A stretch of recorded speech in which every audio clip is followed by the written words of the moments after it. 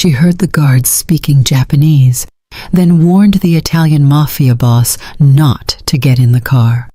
The city of Milan shimmered beneath a late afternoon sun, its skyline a sharp mosaic of glass and stone.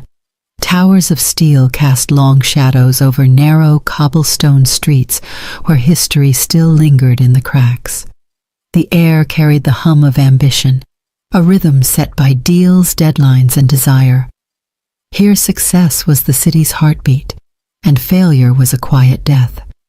And in this world built on control and appearances, one man ruled both with an iron hand and a flawless suit: Draco Aldo. He was more myth than man whispered about in boardrooms and back alleys alike. Some called him a visionary, others called him the devil wearing Armani. His empire stretched across Milan like veins of gold and poison, legal enterprises above ground, shadows and secrets below. To the public, he was a businessman. To those who truly knew, he was the city's Shadow King. Draco stood on the 50th floor of his skyscraper Aldo Tower, his reflection caught against the panoramic window. The view belonged to him. Every inch of the city spread out like a map of conquered territory.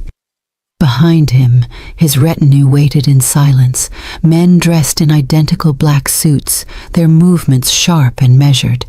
They spoke only when spoken to.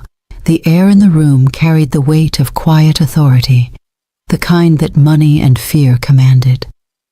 Down below, far beneath the luxury and control, Clara moved through the same building like a ghost.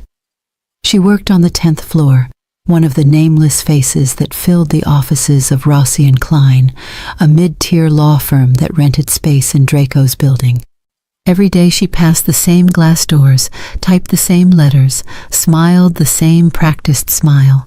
Her life was a series of muted tones, beige walls, beige desk, beige dreams. She'd once imagined more color, adventure, meaning, but the years had worn those ideas down to something small and quiet. Now she found safety in invisibility. The morning had been ordinary, painfully so. The rhythmic hum of printers, the scent of coffee gone stale, the buzz of the elevator bell. Clara gathered her folders, adjusted her blouse, and moved through the corridors unnoticed, a shadow among suits.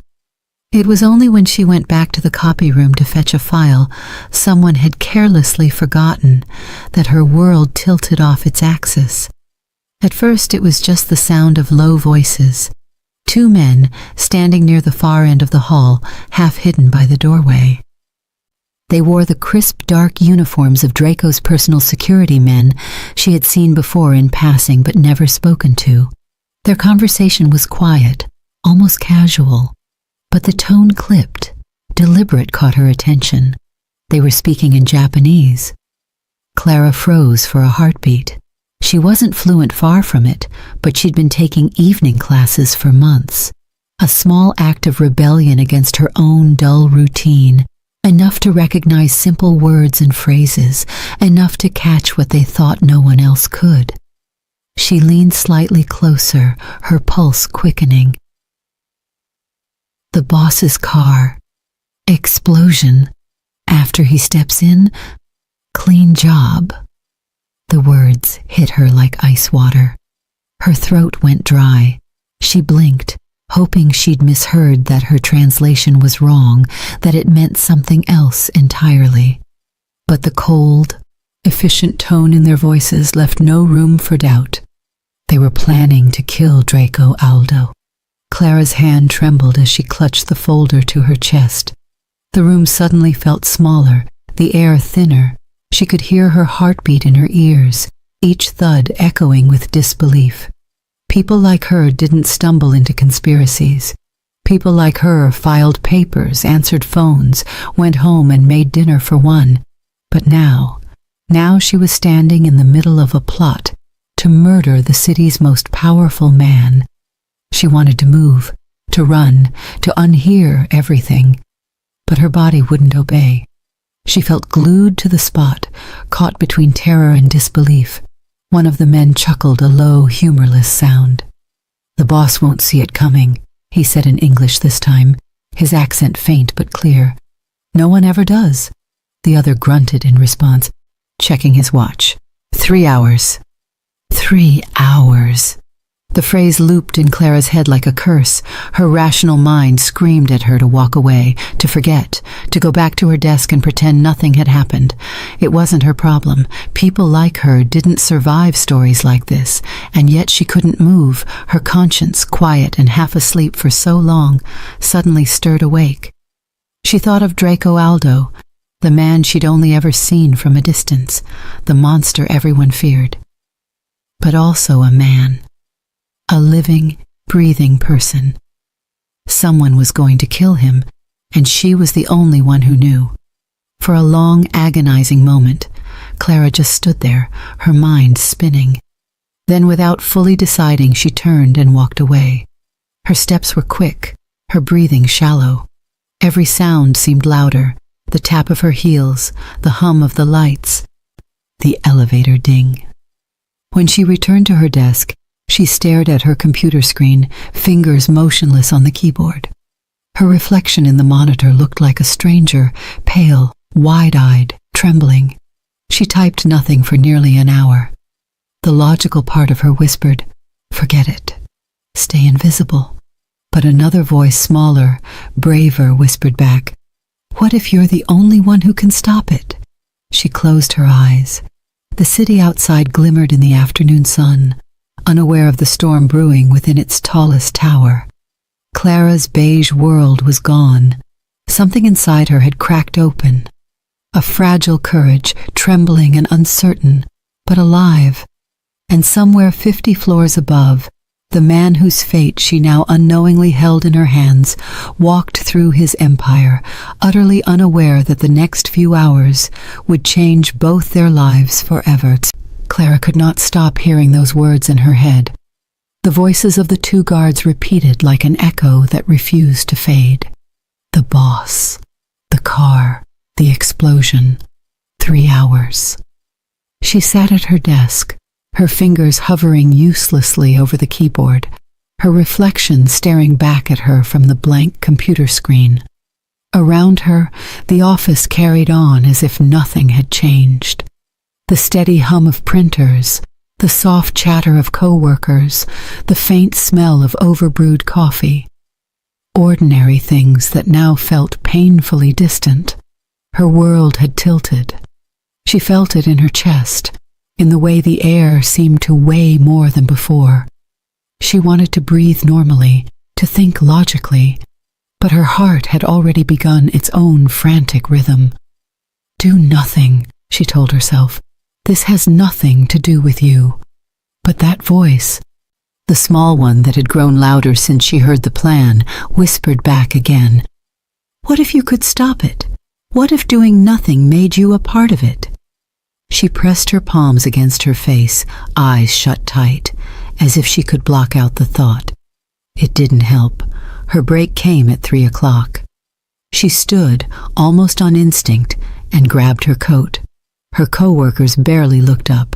Clara always left quietly, always returned quietly. She was the kind of woman who could vanish from a room without being noticed. The elevator ride down was suffocating.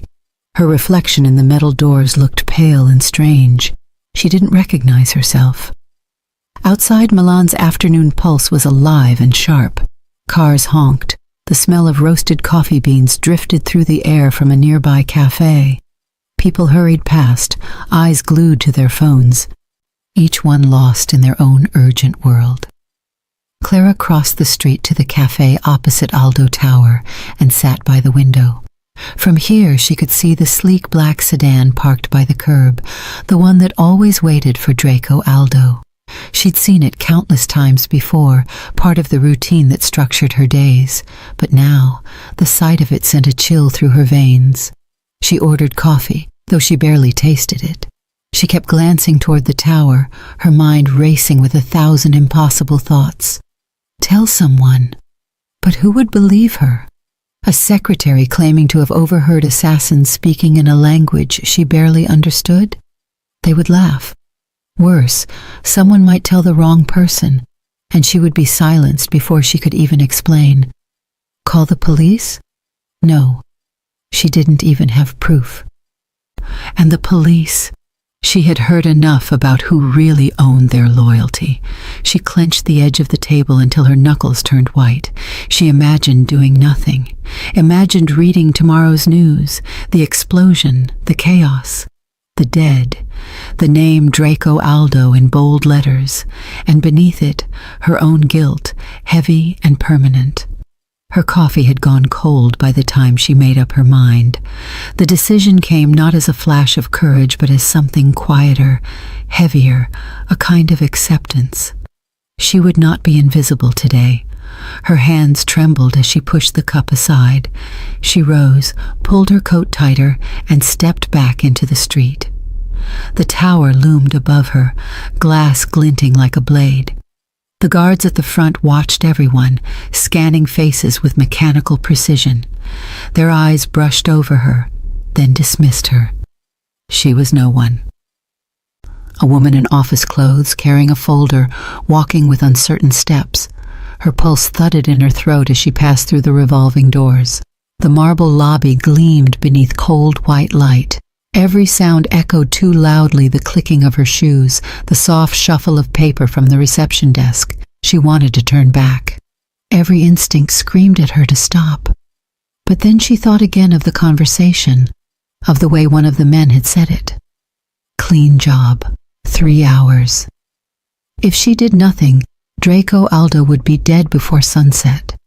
She didn't know where he was exactly, only that he often came down through the private elevator near the west side of the building. She made her way there, her movements small and deliberate, like someone walking through a dream they didn't understand. Time felt strange. The building buzzed with its own rhythm, meetings, phone calls, lives continuing without knowing that death waited outside. When she finally saw the entourage, her breath caught. He was taller than she expected. Draco Aldo. Even from a distance, he radiated command. His suit was immaculate, his movements precise, his face calm and unreadable. The kind of man who seemed carved from the same material as his tower, cold, unbreakable. And yet, seeing him now, something in her chest twisted. He wasn't a myth or a rumor. He was a man, one step away from walking into a trap. Her mouth went dry. Her body refused to move. What could she possibly say? How could she even reach him? His guards formed a wall around him, their eyes sweeping for threats she could never understand. But then she remembered the explosion, the sound of it in her mind. The fire, the blood. Her feet started moving before her thoughts caught up. Across the polished floor, her heart pounded loud enough to drown everything else. Do something. Her voice, when it finally broke free, felt foreign in her own throat. Don't get in the car. No one reacted at first. The guards turned their heads, eyes narrowing. She took another step, her voice cracking but louder now, desperate. They're going to kill you. The words hung in the air, sharp and trembling. People stopped, heads turned. One of the guards reached inside his jacket, his face unreadable. Draco turned too. His gaze met hers, calm, detached, and faintly annoyed. The look of a man who thought he'd seen every kind of madness the world could offer. But something in her eyes, maybe the sheer terror there, made him hesitate. For the first time in years, Draco Aldo paused. And that single heartbeat of hesitation would change everything. The moment froze, stretched thin and fragile, like a thread about to snap. Clara stood in the marble lobby, her breath trembling, her heart hammering so hard she thought everyone must hear it. The guards closed in, their faces unreadable, their movements sharp and synchronized. She had no plan beyond this moment. All she had was fear and conviction. Draco Aldo's eyes locked onto hers across the distance, dark and cold as a storm about to break. She had imagined those eyes before on the covers of newspapers, in whispered conversations about the man who owned half the city. But imagination had never captured the way his gaze could pin a person in place, strip them bare, and leave them trembling. Still, she didn't look away. The seconds passed like lifetimes. A voice crackled through one of the guard's earpieces. He glanced at Draco, uncertain, waiting for a signal. Draco raised a hand, a quiet command that halted everything. The guards froze mid-step. The noise of the lobby faded into the background hum of tension. Clara felt her throat tighten. Every instinct told her to run, to disappear into the crowd, to erase herself from his world. But her legs refused to move. Her purpose anchored her where she stood. One of the guards moved closer, eyes narrowed, his hand still near his weapon. Draco tilted his head, studying her. The faintest frown crossed his face, not of anger, but curiosity.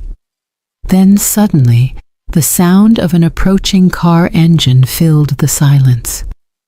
Outside the tall glass doors, the sleek black sedan. The one Clara had seen from the cafe rolled up to the curb. Its surface gleamed like a mirror, the symbol of control, luxury, and power. The driver stepped out, his movements too quick, too rehearsed. Clara's blood turned to ice. It was happening. She tried to shout again, but her voice caught in her throat. The guards began to move toward the entrance. Draco followed, calm, unhurried, as though her outburst had been nothing but a meaningless interruption in his schedule. Her chest tightened. No, she ran.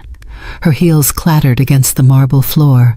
Someone shouted behind her, but she didn't stop. She pushed past the guards, her hand outstretched, desperation rising like a tide. Outside, the sunlight flashed against the sedan's window. She saw movement inside, a shadow shifting, a gloved hand reaching for something near the dashboard. Time fractured. Draco stepped toward the car. Clara slammed into him with all the force her small body could muster. The impact drove the air from her lungs, but it was enough. Enough to push him back, to knock him off the direct path. A split second later, the world exploded. The blast ripped through the courtyard, a violent eruption of sound and heat. The ground shook beneath her feet. The shock wave hurled her backward, a searing wind of fire and glass engulfing everything. She hit the pavement hard, her ears ringing, her vision blinding white. For a long, endless moment, there was no sound except the hollow roar inside her head. Then came the chaos, screams, sirens, shattering glass. She tasted blood. The acrid scent of burning metal filled her lungs. The black sedan was now a twisted carcass of flame, pieces of it raining down like burning confetti. The driver was gone, consumed in an instant. Clara blinked through the haze, coughing, trying to push herself up. Her arm ached, and the side of her face burned. Beside her, a shadow moved. Draco Aldo, alive, dazed but standing, his expensive suit torn and streaked with soot. He turned, his expression unreadable, and for a moment their eyes met again through the smoke. Something in his gaze had changed. It wasn't anger or confusion now. It was realization. She had saved his life. The guards swarmed, shouting orders, pulling Draco away from the flames. Clara staggered to her feet, but one of them caught her arm roughly, holding her still. Her pulse raced. Was this the moment she would pay for speaking up? Draco's voice cut through the noise, calm, commanding, absolute. The guard's grip loosened instantly. Clara stumbled, barely keeping her balance. She could feel everyone staring at her. The guards, the civilians, even Draco himself, but she didn't care. The fear that had once ruled her had burned away in that explosion. She looked at the wreckage, the smoking ruin that had been his car. The image burned itself into her mind. Draco took a step closer. The smoke curled around him like a living thing. His eyes were steady, sharp, but behind them something flickered, something almost human. She wanted to speak, to say she had overheard it, to explain, but her throat was raw, her words lost in the chaos. The paramedics arrived, sirens wailing, rushing through the confusion. Clara let them push her toward an ambulance, her limbs trembling. She watched as Draco's men formed a protective wall around him, guiding him away. The last thing she saw before the doors closed was his face turning slightly toward her, unreadable, calculating, as if memorizing her. Then the ambulance doors shut, cutting off the smoke, the sirens, and the city's roar. Inside, everything was still. Clara's hands shook uncontrollably. Her chest rose and fell in shallow breaths. The medic asked questions she could barely hear. Her body ached, but the pain was distant, drowned out by the storm in her mind. She had done it. She had stopped the assassination. She had saved the life of Milan's most feared man. And now he knew her face. A cold realization crept through her veins. Whatever world she had stepped into today, she would not be able to step back out of it. When the ambulance finally stopped and she stepped out into the pale hospital light, she felt smaller than ever, a shadow caught between two realities. Somewhere across the city, Draco Aldo was alive because of her, but she knew instinctively that her act of courage had not freed her from danger. It had tethered her to it, and the man she had saved would not easily forget the woman who had dared to change his fate. The morning light spilled through the glass towers like pale fire. Milan was already awake, restless and loud, as if the city itself refused to sleep for fear of missing something important. Clara moved through the crowd like a ghost in daylight. Her heart was still trapped in that moment from yesterday when she had heard words she was never meant to hear. Every sound around her seemed amplified, the rumble of engines, the chatter of pedestrians, the sharp clack of heels on the pavement. She could have stayed silent. No one would have blamed her. A man like Draco Aldo had more enemies than friends, and his death might even make the world a safer place. But the knowledge she carried now felt like a burning coal in her chest. She could not breathe around it. Across the street, the black sedan waited in front of the skyscraper like a sleeping beast. The man himself would soon emerge, trailed by his guards, calm and unreadable as ever. The crowd would part for him without realizing why. Power made space for itself. Clara stood at the curb, trembling. The weight of the choice pressed down on her so hard she could hardly move. If she warned him, she risked everything. If she did nothing, she would carry the image of his death for the rest of her life. A horn blared. The signal changed. Without another thought, she ran. The rain from the night before had left the pavement slick, and her shoes slipped as she dodged between cars. People shouted at her, thinking she was reckless or mad. Maybe she was, but none of them could hear what she had heard. None of them knew the words that still echoed in her mind. The car, the explosion, the boss. Two of Draco's guards saw her first. They moved with the precision of men who lived on instinct, stepping forward to block her path. Their faces were impassive, their eyes unreadable. To them, she was just another threat. Draco turned slightly as his men reacted. The motion was slow, controlled, the kind of movement that made people hesitate before speaking. His gaze swept across her, calm and cold, not recognizing the panic in her face for what it was. Clara tried to speak, but her throat closed. The words caught like thorns. For a heartbeat she thought she might faint. Then she forced the sound out. "Do not get in the car." The guards moved to restrain her, one hand gripping her arm, but she twisted free. Her voice came again, louder, sharper, raw with desperation. "They are going to kill you." The noise of the street fell away. Even the wind seemed to stop. Draco's eyes, dark and unreadable, met hers. In that instant something shifted, something invisible but real. He saw the terror in her expression and, perhaps for the first time in years, hesitated. That hesitation saved his life. A flicker of motion came from behind the car.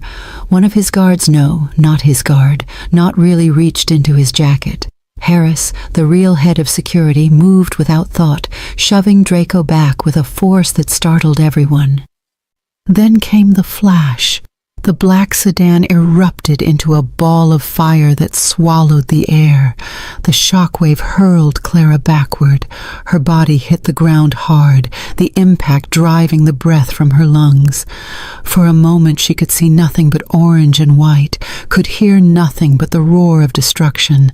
Glass shattered all around her like frozen rain. When the sound began to fade, it was replaced by screams. The crowd scattered. Faces twisted in terror, and the acrid smell of burning fuel filled the square.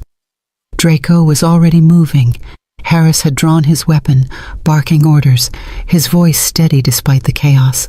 Two imposters in security uniforms were fighting to escape, but they never got the chance. Real guards closed in on them, swift and silent. Clara pushed herself up on trembling arms. Her ears rang, and her knees were scraped raw, but she was alive. She turned her head and saw Draco a few feet away, his face streaked with soot, one sleeve torn. For the first time, the mask he always wore was gone. His expression was not one of anger or arrogance, it was disbelief. Their eyes met again, and in that instant, something unspoken passed between them. Draco reached her before anyone else. His hand, steady and cold, took her arm and helped her stand. She expected him to shout, to demand answers, but he said nothing. The silence between them was louder than the explosion had been. Harris approached, his face grim. The imposters were down, and the threat was over, but the message was clear. Someone inside had betrayed them. Draco looked at the smoldering wreck that had been his car. The flames reflected in his eyes, small and furious. His entire world, built on control and calculation, had been undone in seconds, and the person who had saved him was a stranger. Clara could barely stand. Every instinct told her to run, to disappear into the crowd and forget she had ever been here, but Draco's hand was still on her arm, grounding her. There was no escape now. The sirens were coming closer. Police, fire trucks, the city's response to chaos. Draco turned to her, his voice quiet but firm, carrying an authority that made people listen. "You will come with me." Clara shook her head, still dazed. "I do not."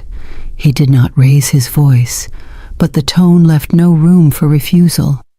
"If you stay, they will kill you too." She stared at him, unable to process what he meant. Then the realization came. Whoever had planned this would not want witnesses. And she was the only one who had seen what truly happened. Harris signaled to one of the vehicles waiting nearby. Draco guided her toward it, not roughly, but with the quiet certainty of a man who was used to obedience. The guards closed around them, forming a wall between them and the chaos outside. The car door shut with a solid click, sealing them away from the noise. Clara's hands were still shaking. The city outside was a blur of sirens and smoke. Inside, there was only silence. Draco sat across from her, his face half lit by the flickering light of the burning wreck. He studied her for a long time, saying nothing. The weight of his gaze was unbearable. Finally he spoke, his voice low and controlled. "You knew?" Clara nodded faintly. She could not find words. How? Two men in the hallway. They were speaking in Japanese. "I did not mean to hear." His eyes narrowed. For a moment she thought he would accuse her of being part of it, but instead he leaned back, the faintest trace of thought crossing his expression. "You saved my life." She wanted to tell him she had not done it for him, that she simply could not bear the idea of anyone dying when she could stop it. But she said nothing. Words felt too fragile in the thick silence. Draco looked away, out the tinted window at the smoke rising behind them. The world he ruled had turned against him, and the only person who had seen it coming was a quiet secretary he had never noticed. The car moved through the streets, sirens fading into the distance. Inside, two lives, one built on power, one built on invisibility, had just collided, and neither would ever be the same again. The convoy cut through the streets like a whisper of danger. The city moved around it, unaware of what had just happened, unaware that Milan's most powerful man had nearly been erased in a single blast of fire and betrayal. Inside the lead car, silence hung heavy. Clara sat stiffly, her hands clasped together to stop their trembling, her reflection ghostly in the tinted window. Draco sat opposite her, his posture rigid and unreadable. His suit was torn at the sleeve, the fabric blackened from the explosion, but his composure remained intact. Only his eyes betrayed him. They were darker now, edged with something sharp.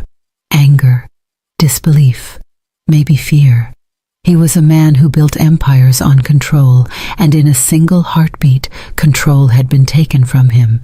Harris sat beside the driver, speaking quietly into an earpiece, his tone clipped and professional. The words were a code Clara could not decipher: secure, perimeter, sweep, eliminate. Every syllable reminded her that she did not belong here. She was a secretary who fetched coffee and organized files, not someone who should have witnessed an assassination attempt. Draco finally spoke. His voice was low, calm, and far too steady for the chaos still ringing in her ears. There were two of them. Both infiltrated the detail. Harris missed it. I missed it. He paused, his gaze flicking toward her. You did not. Clara swallowed hard. Her throat felt dry, her heart still pounding from the explosion.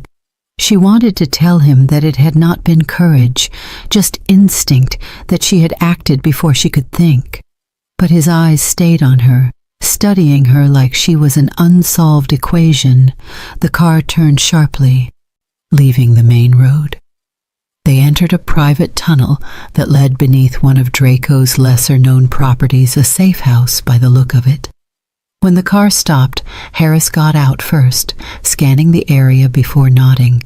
Draco stepped out, motioning for Clara to follow.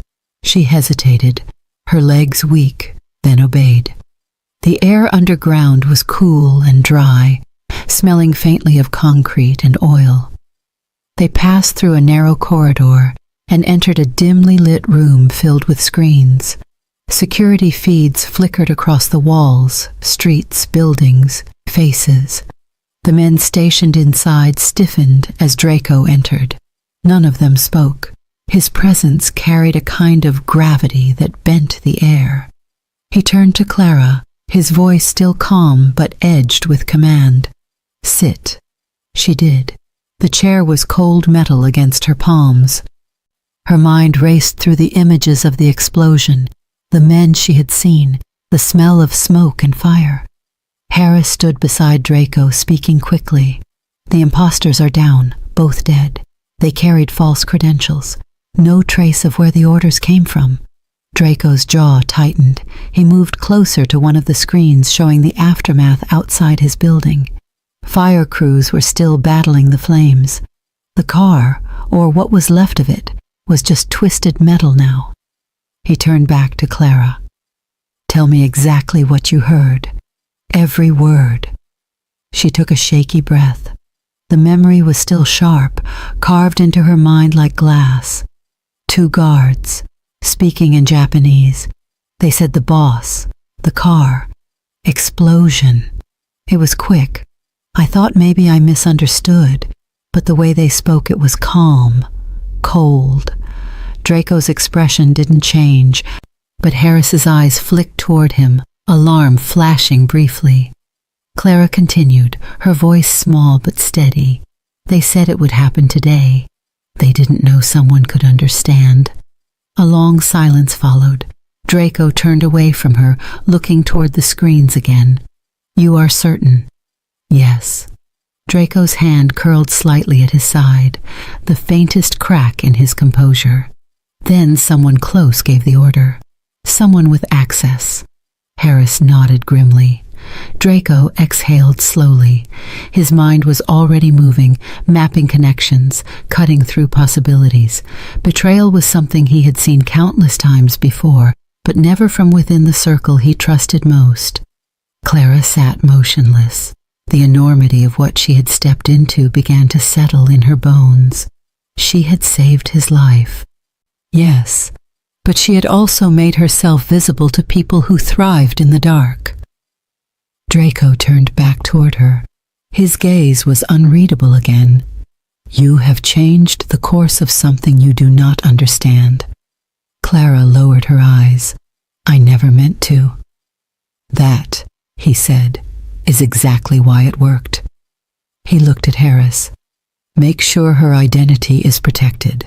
No record, no trail. She is under my protection until I say otherwise. Harris hesitated only a moment before nodding. Clara's head snapped up. What do you mean under your protection? Draco didn't answer immediately. His eyes stayed on her for a long moment, weighing something invisible. The men who tried to kill me will not stop. You were seen. They will assume you are part of this.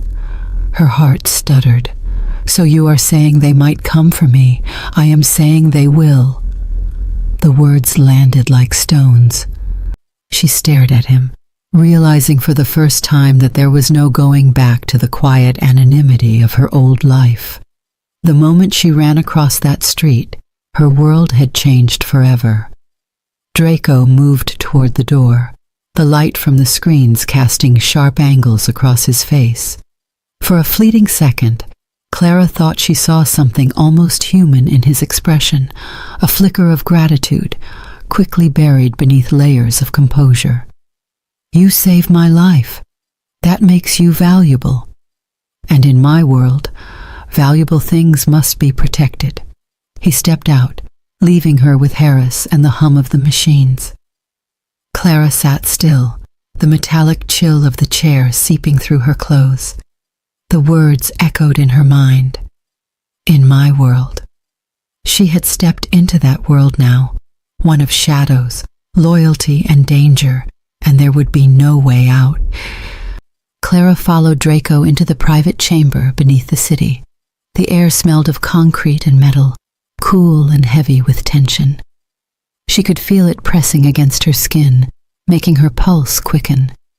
Every step echoed off the walls, a reminder that she was far from the world she knew.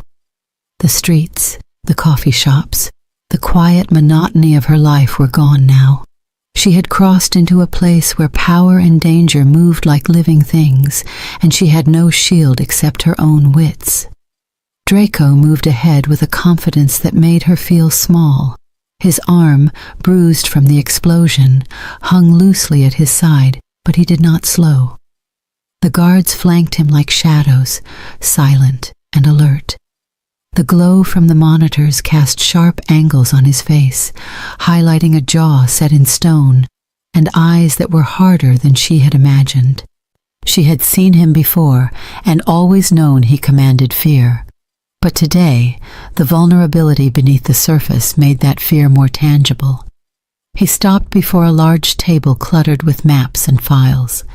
Every item spoke of calculated control, of someone who planned every possible outcome. Clara noticed small details, a map of streets with certain routes marked, a ledger filled with names and numbers, and photographs pinned neatly along the edge. They were all pieces of a puzzle she was only beginning to understand.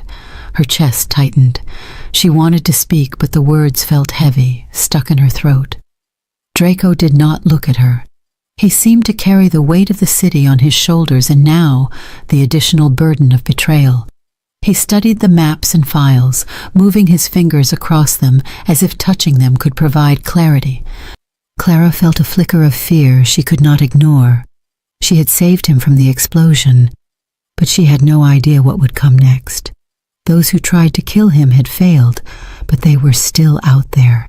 Their intentions were clear, and she had seen the first sparks of their plan. The thought of being caught in the crossfire made her stomach twist. Draco finally turned toward her. His face was a mixture of anger and disbelief. He did not raise his voice, but the intensity of his stare made her shrink back slightly. They almost killed me. Someone I trusted almost ended everything. Clara nodded. She did not need to speak. The truth hung in the air between them. Every detail of the near assassination she had witnessed replayed in her mind. He walked past her slowly, brushing his hand over the papers on the table. The action was deliberate, controlled, almost ritualistic. He was processing, calculating, weighing. She felt the full measure of his power and the terrifying precision with which he operated. Even when shaken, even when almost destroyed, he was still a force. Clara wanted to reach out, to tell him that she had acted without thinking, that she had no intention of stepping into his world. But she did not. Words were useless against the reality of what had happened. She had saved a man with an empire built on fear, and now she belonged to that reality whether she liked it or not. He stopped again and turned to face her fully. There was a new intensity in his eyes, one she had never seen before. His vulnerability made him human and terrifying at the same time. He was the man who ruled the city through fear and influence, and now he had no choice but to rely on her. Every instinct screamed at her to flee. Every rational thought told her to hide in the anonymity of the streets, to vanish and never look back. But something held her in place, a tether of responsibility and an unspoken recognition that she had changed the course of events. She had saved him, and in doing so, she had altered both of their lives irreversibly. Draco moved closer. His presence filled the room. She could feel the intensity of his focus, the weight of his authority. Yet there was a trace of something else in the set of his jaw, a flicker that spoke of understanding. He did not speak immediately. He let the silence stretch, long and heavy, and Clara could hear the faint hum of the city above, a reminder that life went on despite the chaos. Finally he spoke, low and deliberate. You have seen what most never would. You acted when others hesitated. You are here now, and there is no turning back. Clara swallowed hard, her mouth dry. She nodded, unable to find words that would match the gravity of the situation. Her life had changed, and there was no way to return to what it had been. Draco stepped closer still, and for a moment the air between them seemed to pulse. It was not fear alone that held her in place, but an understanding of the danger and the gravity of what had occurred. He was a man who controlled everything, and yet had been brought to the edge of annihilation.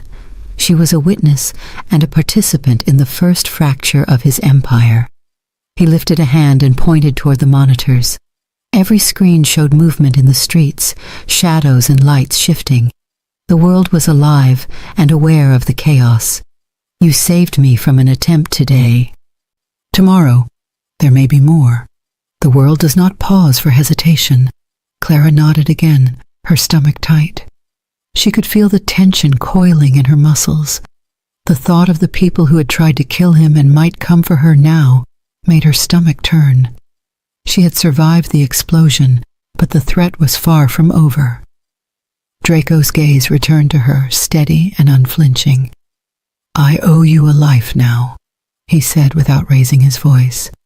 In my world, debts are not taken lightly. You have made yourself visible. You will need protection. She blinked, understanding the unspoken truth. Her old life was gone. She had crossed the line and there was no erasing it.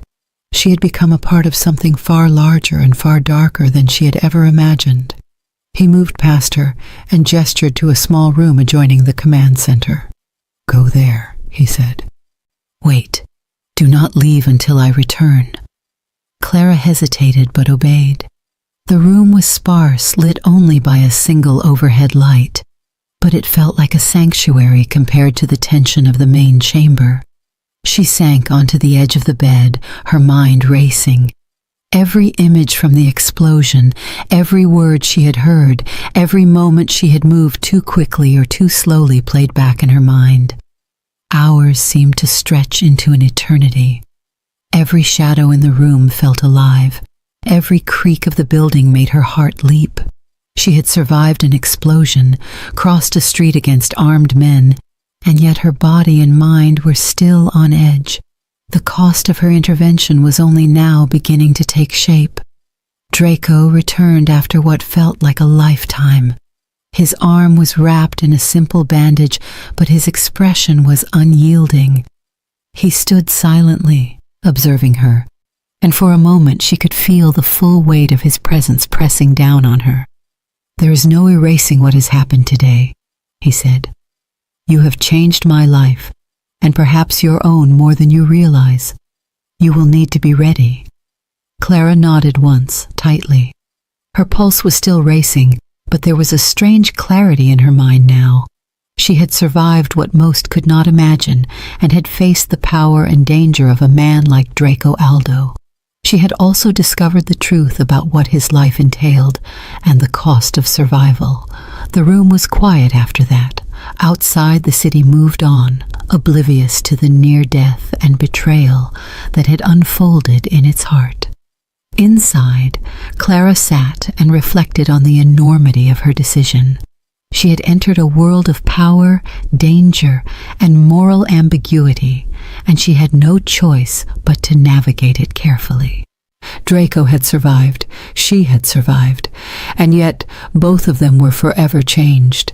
The explosion had not only shattered steel and glass, but had also fractured the illusions of control, power, and safety.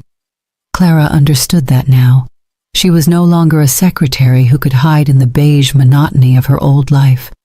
She was part of a world she had never asked for, but had irrevocably entered, and every moment forward would demand courage she had not yet tested, resolve she had not yet measured, and awareness of danger that would never leave her side.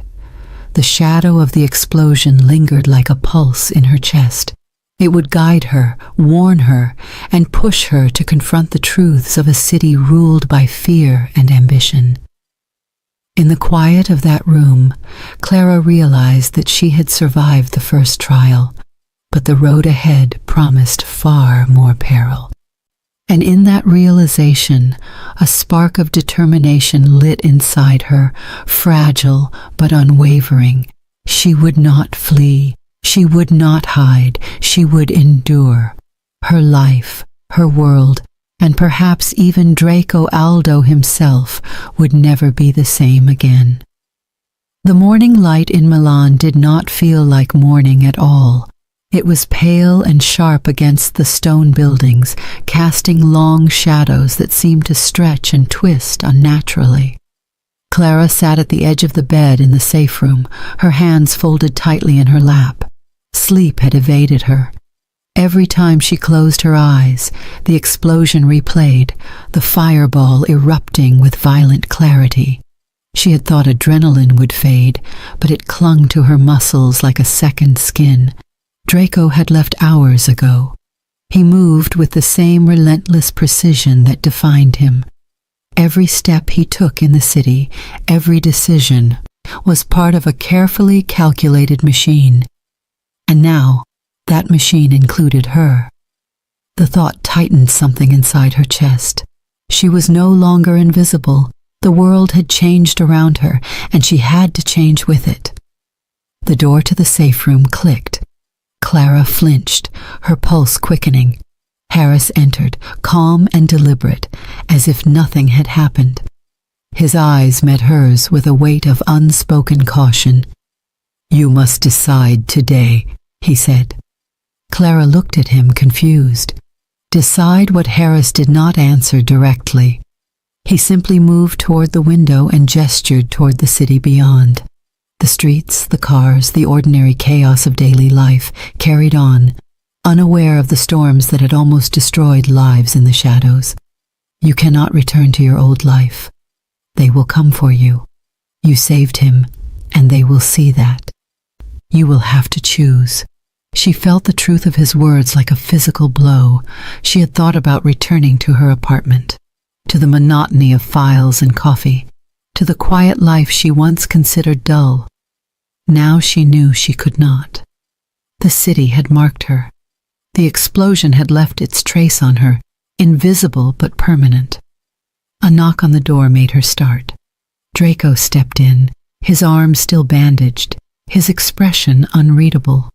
The bruises along his jaw and collarbone made him human in a way that startled her. The man who had walked through explosions and betrayals, the man who had commanded fear and loyalty with equal force, now appeared worn but resolute. He approached without a word and stood beside the bed. Clara could feel the heat of his presence, a gravitational pull that made her spine tense. He did not speak immediately, only observed her, weighing, measuring. "You know what the choice is," he said finally. "The people who tried to kill me will not stop. You cannot walk away. You can try, but they will come for you, and you will not survive alone." Clara nodded, her throat tight. She understood safety was a lie. Survival required proximity to power, to control, and to danger. She could no longer be the woman who moved unnoticed through beige offices. She had crossed the threshold, and the consequences were irreversible. Draco continued, "I am offering you a position, not as a secretary, not as a pawn, as someone who matters. Your courage saved my life. That makes you valuable. You will have influence, protection, and a choice in matters you cannot yet comprehend." The weight of his words pressed down on her. She was being offered a life she had never imagined. Safety and danger, opportunity and responsibility, all intertwined. Her old world was gone. The ordinary life she once sought was a fantasy. The explosion had changed everything. Clara drew in a breath. Her heart pounded with fear and resolve. She could feel the pull of power, the allure of control, the danger lurking in every shadow. She also felt something more fragile and human, an unspoken understanding between them forged in fire and fear. "I will do it," she said finally. "I will not walk away." Draco nodded slowly. The corners of his mouth hinted at the faintest curve, a gesture almost imperceptible but significant. He stepped back toward the door. "Prepare yourself. There is much to learn. You will need to understand the city, the people, the threats. You will need to act without hesitation and think when others panic." Clara rose from the bed, her muscles tense with anticipation. She understood the magnitude of what she had agreed to. Her life would no longer be ordinary. Danger would be constant. Decisions could mean life or death for herself and others.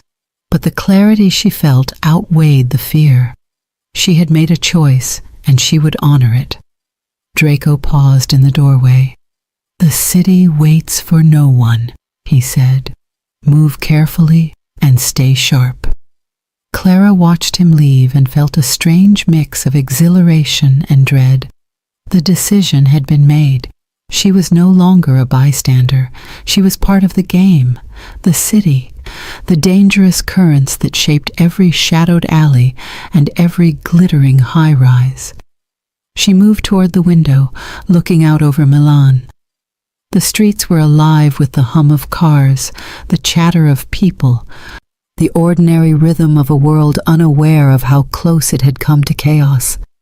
Clara felt a surge of determination. She had been invisible before. Now she mattered. She had the choice to act, to influence, to survive. The weight of the decision settled over her, heavy, but grounding. Fear was present, constant, but it was a tool now, a reminder to remain alert. Every step she took from this moment would be measured, every action deliberate. She understood the stakes and accepted them.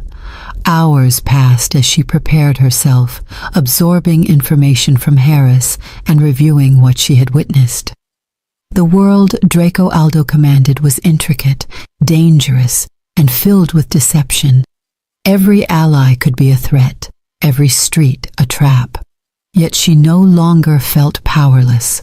The fear that had gripped her after the explosion had transformed into focus, a quiet readiness to confront whatever came next.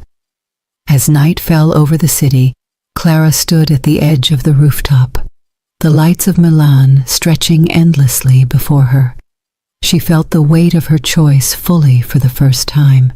She had decided to stay, to engage, to be part of a world that demanded courage, intelligence, and resilience. She had survived the first trial.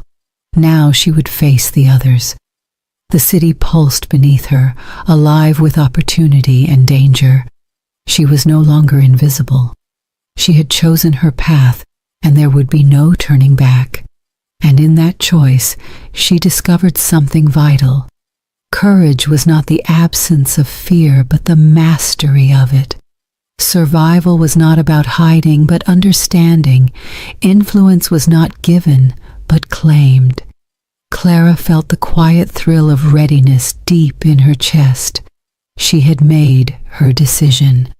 She would no longer be a witness. She would act, and the city would take note. The first chapter of her new life had begun. The city at night was a quiet chaos. Neon lights reflected off wet pavements, casting colors that seemed to shimmer and twist as if alive. Clara walked through the streets with cautious purpose, her senses sharpened by the explosion, the threat, and the choices she had made. Every step carried the weight of danger. Every glance over her shoulder reminded her that safety was an illusion. Her new role within Draco Aldo's circle was more than a position. It was survival, influence, and a responsibility she could not ignore. The lessons came quickly. She observed, listened, and learned. Security protocols, city surveillance, rival factions, subtle manipulations of people and events. Each detail mattered. Each decision had consequences. Mistakes were costly, lives could be lost. Draco observed her progress silently. He did not praise or scold in conventional ways.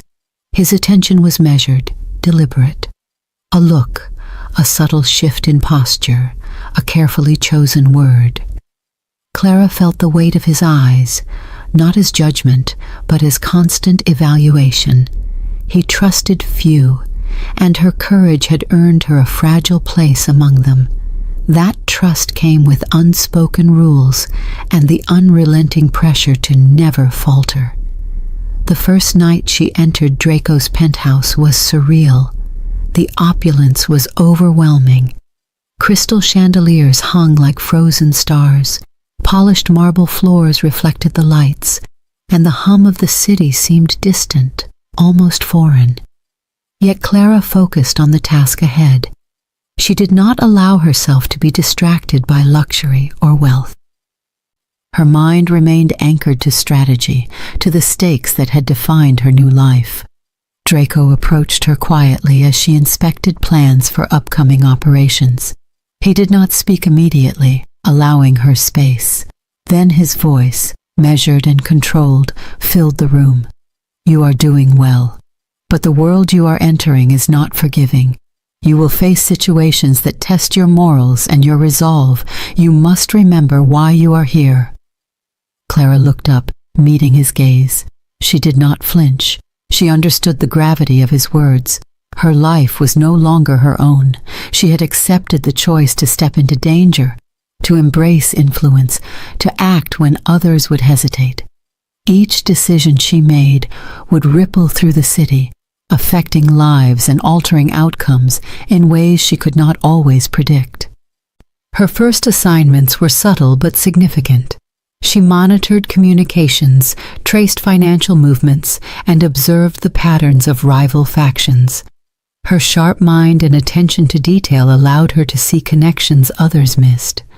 Every intercepted message, every observation, every calculated note added to the growing awareness that she was no longer a bystander. She was shaping events quietly and deliberately. One evening, Draco called her to the garage. The air smelled of oil and leather, engines resting like sculptures in the dim light. Here, away from the glare of the city, he spoke with a rare vulnerability. "You saved me once." That act of courage changed the course of many things. "I will not forget it," he said. His tone was softer than she expected, almost human, almost vulnerable. Clara nodded. "I did what I could. I will continue to do so." Her voice was steady, even as her pulse thumped.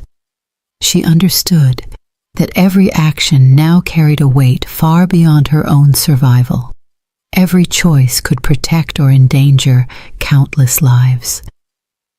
In the following days, she moved through the city as both participant and observer.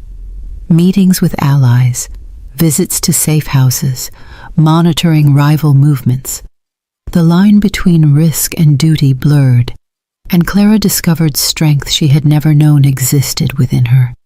The fear that had once gripped her was now a tool, guiding her awareness and sharpening her instincts.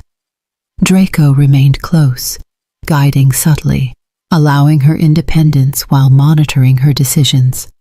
Their partnership evolved quietly. Mutual respect formed in silence, in observation, in the understanding that trust could mean the difference between life and death. Clara was no longer just the secretary who had stumbled into an explosion. She was a presence that altered the flow of events, a force of intelligence and courage within a dangerous world. Weeks passed, each day a testament to adaptation and endurance. Clara's confidence grew, tempered by the knowledge that failure was unacceptable. She began to see the cracks in Draco's empire, not just in enemies, but in systems and people that relied on fear rather than loyalty. Her observations offered opportunities, strategies that could change outcomes without resorting to unnecessary violence. One night, she sat alone on the balcony of Draco's penthouse, overlooking the city. The lights flickered, streets alive with movement, unaware of the hidden power structures at play above them. She thought of her old life, of the mundane routines that now seemed impossibly distant. She realized that she had changed fundamentally. She was sharper, more aware, more alive in ways that terror and courage had forged. Draco joined her silently. He did not speak immediately, simply standing at her side. Then, softly, he said that the city is not kind to the naive. You have been brave, smart, and relentless. That combination is dangerous, he admitted, almost as a compliment. Clara allowed herself a quiet smile, understanding the truth in his words. Danger would never fully leave her. But within it, there was purpose and power. She had stepped into a world that demanded everything from her, yet offered a life defined by choice, strategy, and influence, rather than invisibility and fear. The night deepened, and she felt the faintest trace of peace. Not safety, not certainty, but readiness. The decisions she had made had placed her firmly within the flow of events she could not escape, but she would navigate it, shape it, and endure. The first stage of her transformation was complete. Clara had accepted her role in Draco Aldo's world, embraced the risks, and mastered her fear. The explosion had been a beginning. The streets of Milan now belonged to her as much as to any shadowed figure in the city. She was no longer invisible. She was a force moving deliberately through danger. And as the night stretched endlessly, she understood that what came next would demand more. Not just courage, but judgment, intelligence, and the quiet strength to shape events without being consumed by them. She was ready. The first light of dawn spread across Milan like a quiet promise. The streets glimmered with morning moisture, traffic beginning its steady hum. Clara stood at the edge of the penthouse balcony, watching the city wake beneath her. The empire she had entered, the world she had chosen to inhabit, seemed different now. She could feel the subtle shifts, the undercurrents of influence, the small changes that could ripple outward and alter lives. Draco entered the room behind her. He moved with a careful grace, quieter than usual. Clara did not turn. She sensed the weight he carried, the unspoken thoughts that shadowed him. "The attacks have stopped," he said. "The rivals are neutralized, but it is not through violence." He stepped closer and rested a hand on the railing beside hers. "Strategy, negotiation, observation, that is how it ends." Clara nodded, understanding the significance. Their actions had not only saved lives, but reshaped the balance of power in the city. Where once violence and fear had dictated outcomes, intelligence and measured intervention now held sway. The empire was changing. She felt a quiet satisfaction, tempered by the knowledge that their work was far from complete. There were still risks, still threats lurking in corners of the city no one could see. But for the first time, Clara believed in the possibility of lasting change. They had redirected power from chaos toward control that could protect, that could build rather than destroy. Draco's presence beside her was steady, not overbearing, but grounding. He spoke again, softer this time, not as a boss, but as a man who had been transformed by courage and insight. "You acted when others would have run. That is why we are here now. That is why the city is still standing." Clara allowed herself to finally turn toward him. She saw not only the man who commanded fear, but the human beneath it, the same man who had walked through fire and betrayal, who had trusted her when no one else would. She felt a strange calm, a sense of completion to the journey that had begun with chaos and terror. The penthouse door opened quietly behind them. Harris entered, carrying a small leather folder. Inside were reports, plans, and updates. It was the tangible proof of what they had accomplished. Clara reviewed the documents, noting the careful dismantling of illicit operations, the redirection of resources into legitimate ventures, and the subtle but firm control of the city's networks. Each page reflected strategy, discipline, and the quiet power of foresight rather than fear. Weeks turned into months. Clara moved through the city with confidence, her presence respected and her judgment valued. She had become an integral part of the empire, not as a pawn, not as a secretary, but as a trusted advisor. Her voice carried weight, her decisions had consequences, and she embraced each with the steady resolve that had been forged in fire. Draco watched her quietly during this time. He had built an empire on strength and intimidation, but Clara had taught him the value of courage, tempered with wisdom, action guided by insight, and power wielded with responsibility.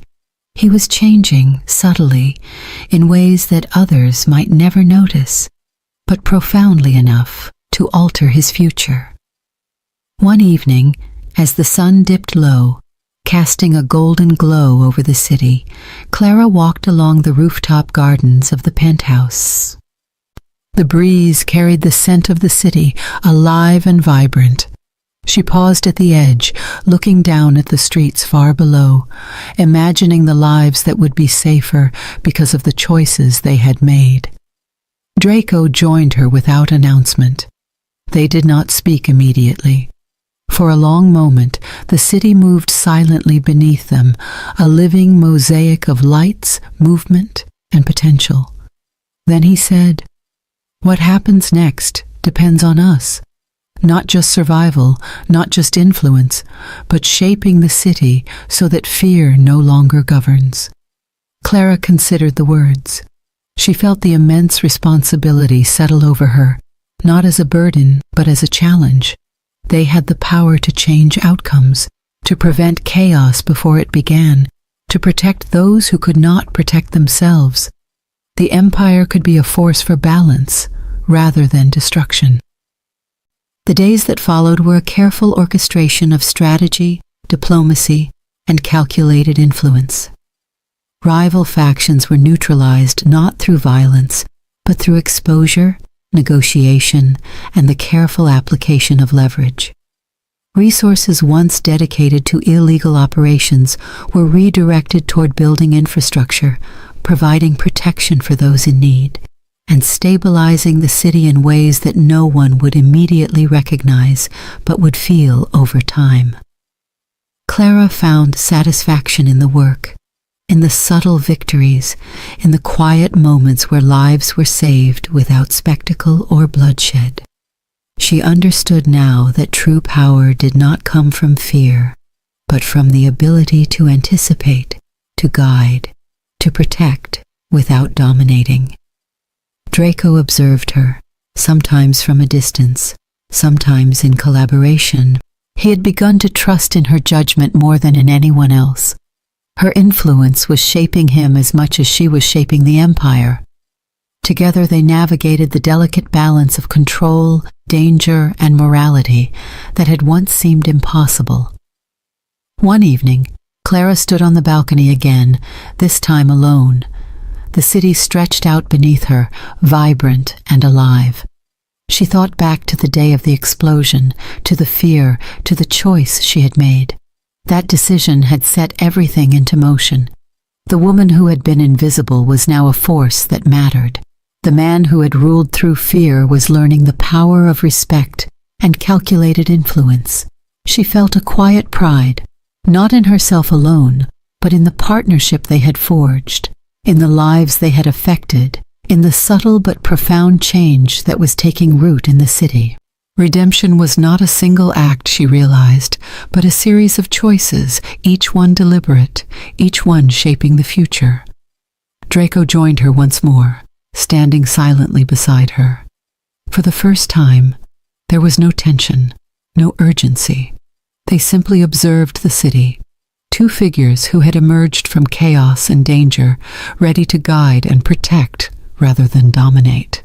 Clara knew the road ahead would never be entirely safe, but it no longer frightened her. She had faced fire, betrayal, and fear, and she had chosen to act.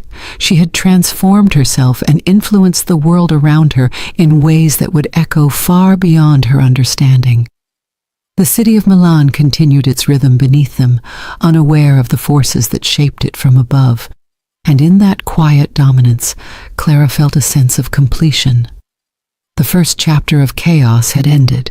The next chapter of redemption, influence, and careful power was beginning. The woman who had been invisible had claimed her place. The man who had ruled through fear had discovered the possibility of change, and the city itself would never be the same. Clara turned from the railing, ready to step into the new day, the new life, the new world she had chosen and earned. She had survived. She had influenced, she had redeemed, and in the quiet of the morning, she felt the full weight and freedom of that power. Thank you for staying with me until the very end of this incredible journey. If this story touched your heart, wait until you see what's coming next. It's even more powerful and inspiring than you can imagine, so don't go anywhere. Click on that video showing on your screen right now to dive into another amazing story that will absolutely blow your mind. Trust me, you won't regret it.